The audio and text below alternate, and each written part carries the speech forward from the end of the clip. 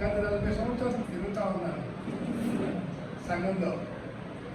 నేను ఎక్కడ ఎందుకు పోలేదంటే ముదిరాజు అంటేనే ముందుగా పడే ముదిరాజు, ఎవరికి భయపడ్డాడు. మనమంతా కూడా యాక్టివ్ ఉండి ఒకవేళ మనం ఒకే వేదిక పైన వస్తే నాకు తెలిసినంత మనకి ఈ రాష్ట్రంలో ఏ పార్టీ కూడా ఎవరు కూడా మన ముందు నిలబడలేదు. మీకు ఎగ్జాంపుల్ ఒకటి కాదు రెండు కాదు చాలా చెప్పారు.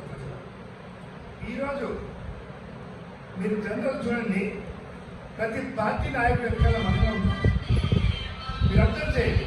ఎమ్మెల్యే కానీ ఎంపీ కానీ ఏ వర్గం కానీ బీజేపీ కానీ కాంగ్రెస్ కానీ కమ్యూనిస్ట్ కానీ ఆ ఎమ్మెల్యే కానీ ఎంపీ కానీ ఆ నాయకుడు వెనకాల పోరాడేది అంటే ముందుండి పోరాడేది మనం ముదిరాలని కానీ మన గురించి మనం పోరాడడం లేదు, మన గురించి మన డిమాండ్ గురించి మాట్లాడడం లేదు. మనకి అందరూ కూడా ఆల్మోస్ట్ గత 40 సంవత్సరాలు చూస్తూ ఉన్నాను.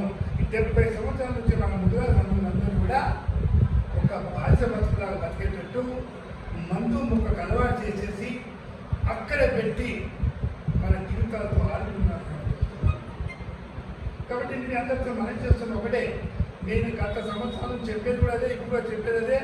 కానీ ఇంతకాలం నేను చెప్పిన తర్వాత కొద్దిగా మార్పు రావాలనే ఆలోచనతో నేను తిరుగుతూ ఉంటే యువకులలో చాలామంది మార్పు వచ్చింది, చాలామంది ముందుకు వస్తూ ఉన్నారు. ఈరోజు చూస్తాను నేను జనరల్గా ఏ ఊరికి పోయినా కానీ పెద్దవాళ్ళు పక్కన పట్టుకుంటున్నారు, మిగతా యూత్ మీటింగ్లోకి వస్తూ ఉన్నారు. కాబట్టి మీ అందరితో పని చేస్తున్నాను. మన సోదరుడు చెప్పినట్టు ఆల్రెడీ మన తెలంగాణ ముదిరాజు సంఘం ఫామ్ చేసినప్పుడు చేయకముందు వాస్తవాలు చెప్పేస్తున్నాను. గతంలో 2 సంఘాలు లేవు. ఆనాడు సేమ్ ఇలాగే ప్రాబ్లం వస్తే ఆనాడు మీకు తెలుసుండాలి, జగన్నాథరావు గారు మనకి మాజీ డిప్యూటీ సీఎం గారు ఉంటే వారితో మాట్లాడడం జరిగింది. అప్పుడు నేను విద్యార్థిగా నాయకుడు అన్న అన్ని కులాల వారు చాలా ముందు ఉన్నారు, రాజకీయంగా ఎదుగుతూ ఉన్నారు, ఫైనాన్షియల్ ఎదుగుతూ ఉన్నారు, ఉద్యోగ రాజకీయంగా అన్నింటిలో ఉన్నారు, మనమే వెనక్కిపోతున్నాం. కాబట్టి మనం ఒకే సంఘం పెట్టి మీ నాయకత్వంలో మీ యొక్క మీరు ముందు నడిపించండి అని చెప్తే జగన్ నేను చేయడానికి సరే 2-3 సంఘాలు ఒకటి చేద్దామని చెప్పి ఆ సి జగన్నాథరావు ఇంట్లో ఆనాటి ముఖ్యమంత్రి అయినటువంటి మాణిక్యరావు గారు తాను ఐడియా ఉన్నది. వారు జగన్నాథరావు గారు, పి చంద్రశేఖర్ గారు అందరూ పెద్ద మనిషి కూర్చొని మాట్లాడి 1998లో ఒక ముదిరాజు ఒక ఐక్య వేదికను పెట్టి స్టార్ట్ చేసింది. ఆ ఐక్య వేదిక ద్వారా ఒక సందేశాన్ని పంపిస్తాం, మేమంతా ఒకటే, మమ్మల్ని కాదంటే మీ పరిస్థితి బాగుంటుంది, రాజకీయ పార్టీలు మంచి వెళ్తాం, రాజకీయ మొదలు పెడతామని చెప్పి ఒక మెసేజ్ ఇద్దామని చెప్పి మాట్లాడితే ఆ సంతోషపడి జగన్నాథరావు ఇంట్లోనే మీటింగ్ పెట్టి ఆయన ఒకే ఐక్య వేదిక పెట్టి దానికి చైర్మన్గా శ్రీ జగన్నాథరావు గారిని పెట్టడం జరిగింది. సరే ఐక్యవేదిక స్టార్ట్ అయింది కాబట్టి తద్వారా ఒక మెసేజ్ ఇవ్వాలని చెప్పి ముదిరాజు ఐక్యవేదిక ద్వారా ఇస్లాం కాలేజీలో భారీ బహిరంగ సభ జరిగింది.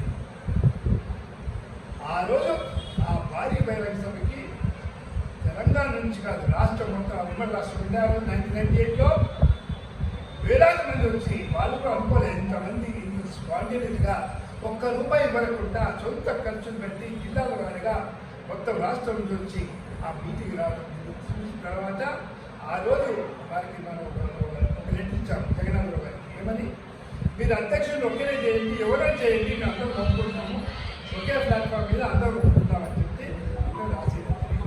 అనుకోకుండా చిన్న పొరపాటు జరిగింది.